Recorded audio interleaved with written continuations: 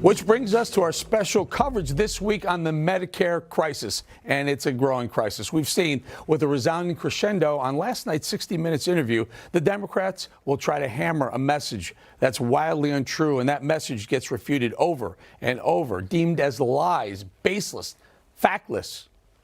And they just move on to the next one. Russian collusion, anyone? The messaging from the left for months on immigration, years even, has been that Republicans are heartless, inhumane, racist, just because we want secure borders and a better, stronger process of letting immigrants into their country legally. That message, of course, was tested brilliantly by Governor Ron DeSantis when the leftist bourgeois hypocrites threw 50 migrants away, but quickly last week, didn't they? And one of their latest highly misleading and outright lie is that Republicans plan to, quote, end Social Security and Medicare. It's a lie that depends on you, the American public, not to dig any deeper into the truth. But I'm here to bring that truth to you. Let's dig just a bit into where we are with a perfect example. As part of the Inflation Reduction Act passed last month, the Biden administration proposed a $35 monthly cap on the cost of insulin in the private market, which was blocked by Republicans. That, of course, was the story that the Democrats ran with. Quote, Republicans don't want lower insulin costs. They hate Americans. But dig just a little deeper and you'll find the truth right under the surface. Democrats rejected a Republican amendment to provide insulin at $10 per prescription for anyone who's low income, including the uninsured, while every single Senate Republican voted yes. And yet Democrats and their leftist media enablers told lies, but in fact, the Republicans were the ones who suggested supporting those who couldn't afford insulin. See the difference? The Dems, they just advocated controlling the manufacturing of insulin. Once again, government control disguised as care for people. And so the story goes, as it always goes with Democrats, when we talk about Medicare, the question is, what will Medicare look like in a few years' time? Because right now, it looks like it's in massive crisis. Medicare is likely to go bankrupt in a matter of a couple of years. And the programs reflect everything that's wrong with so many government programs. They're underfunded. They're poorly administered. They reflect old promises that can't be fulfilled. But you see, none of that is actually true. Democrats will paint Republicans as wanting to do away with Medicare, and that is just not true.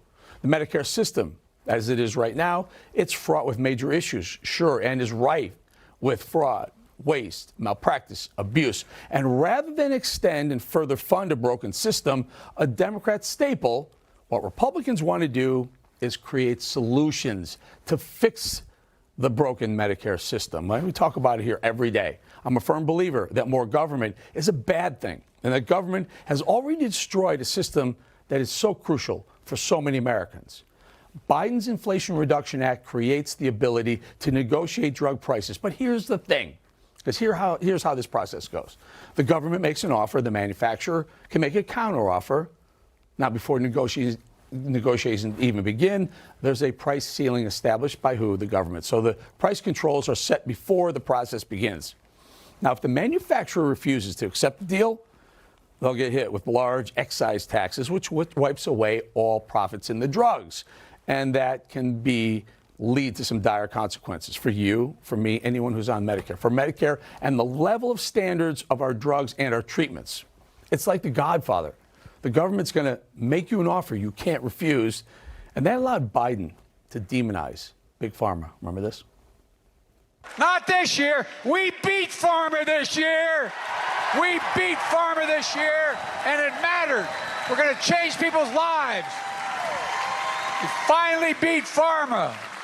Yeah, you beat Pharma. Yeah, giving them hundreds of billions of dollars. All right, well, now I'll admit I'm no big fan of pharma. I've criticized it on this show, but I also want to know that capitalism, it's the great motivator of innovation. So for years, we've seen Americans pay for their drugs that have saved lives around the world, not just here, other countries. Listen to this. It takes over $2.5 billion and a decade of work to bring a new drug to market. And so they make up that cost by selling the drug. If a drug company can't make up the research costs, expect less research. And realize that over the past 2 decades, American pharmaceutical companies have created 57% of all new drugs in the market. But here's the other catch. Other countries They demand that the companies, the pharma companies, sell the drugs at lower prices than we get. Canada, Germany, they tell them what they're going to pay the drug companies. So these drug companies make up the difference by passing off the costs to you and me, Americans, you and me, and all other Americans. In other words, you're not only paying for drug research, but you're also making up for the money Canada won't pay for their drugs. Like South Park said, blame Canada. But President Trump tried to change that. He tried to get other countries to pay their fair share for the drugs they get from American companies, but they refused. Sounds like, as usual, Europe and NATO living off the generosity of Americans, or stupidity. So what's the solution? Biden says we should cap drug prices, just like Canada does. But if drug companies can't recoup the cost, expect less research, less innovation, and inferior health care 10 years down the line. If you live in New York City, you know that this is not the week to drive. The UN is in town, and it's awful there. A body largely supported by the U.S., and that largely works against the U.S., and yet we pay almost 30% of their budget. Well, that's what's happening with prescription drugs. The U.S. pays for underwriting and other companies' low cost and other countries' low cost, but underwriting of the research and development by big pharma. Making pharma out to be the enemy is an interesting move for Biden, though perfectly in line with his rhetoric of late. But he's wrong, as usual, and it's a cheap attempt to curry favor with Americans who will suffer from worse care, not better care, thanks to his policies. Cheaper Medicare drugs today means fewer Medicare drugs tomorrow, folks. Don't take my word for it. Let's bring in Sally Pipes, an expert on the topic. She's president and CEO at the Pacific Research Institute and author of that book right there, False Premise, False Promise, The Disastrous Reality of Medicare for All. Sally, thank you for joining us. I'm going to scroll through a couple of full screens as we talk, Sally. 3 examples, very, very popular drugs. Coumadin, there's the first one, blood thinner. Look at the cost difference between U.S. and Canada. $24 for 10 tablets, about $2.40 each. And the other one in Canada, it's a quarter of the cost. Keep going. And Sally, I'll give it to you. Why are other countries paying such lower costs for their drugs than our own Medicare system is? Well, because Canada, the UK, Germany, they all free ride off our research and development. For example, I'm Canadian, so I know a lot about the Canadian healthcare system, and it's a single payer system. But, the Patented Medicines Prices Review Board decides on a new drug coming out from the US whether that price that the pharmaceutical companies are offering in Canada is appropriate. And if the Patented Medicine Prices Review Board decides it's too high, well, that drug isn't available to people in Canada. And in fact, between 2011 and 2018, we in America had access to 89% of the new drugs. Canada had access to only 44% of the drugs. And you have to remember that 92% of the drugs consumed in this country are already generics, and generics in Canada are more expensive. So we need to open up the market. This whole thing that under the IRA and controlling and having price controls on pharmaceuticals will stir for all of us in America because of these price controls. So I may take the opposite side of some of this idea, Sally. And for 20 years, I've been doing this on television, talking about Medicare, making the right decisions. I've pushed very, very hardly for all the administrations going back just after Clinton, Obama, Bush. Why doesn't Medicare negotiate like very, very soundly with Big Pharma to get lower pricing? We are the biggest buyer. Medicare is the biggest purchaser of these drugs. We should demand a lower price. In every other walk of life in business, if you're the biggest purchaser, you get most favored nation status on pricing. Why not America? Well, as I mentioned, the research and development for all of these new drugs, whether they're main drugs or whether they're biologics, it's very, very expensive. I mean, it costs $3 billion to develop a new drug, and it takes about 15 years to get it through the clinical trial process. 9 in 10 drugs don't even make it to the market in this country. They don't qualify under the clinical trials. And we do have, intellectual property. We have patent protection for new drugs.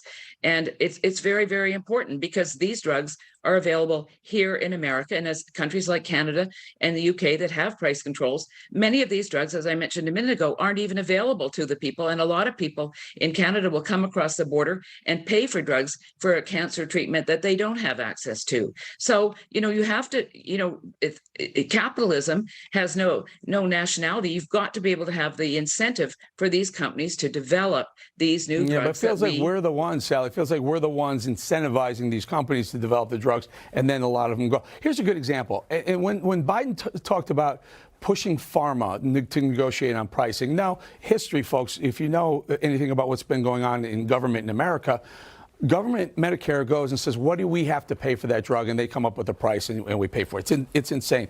So Biden comes up with this idea to have 5 drugs that will eventually get to 20 or 25 drugs in a few years that they'll be able to negotiate. That is insanity. So great idea, but far too small. There are 20,000 FDA approved drugs in the world right now. Why not all of them?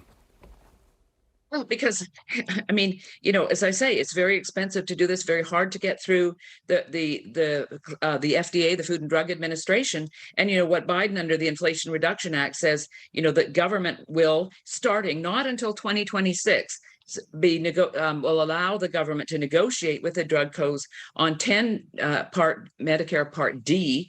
That was George Bush's program, to Medicare Part D in 2026 and moving up to 2029 with 20 additional drugs. But, these drugs, that are still on patent, it's very, very important that we keep the market open. And what he wants to do is destroy the market. And where will all the new developments for the new cancer drugs, the CAR T therapies that we in America come to expect? Americans want these drugs. And so it's very, very important. Yeah, no doubt. Sally Pipes, thank you for joining us. Appreciate it. Again, folks, we're going to be talking about Medicare and how the system is broken and whether or not we can help save Medicare going forward all week. Thank you to Sally again.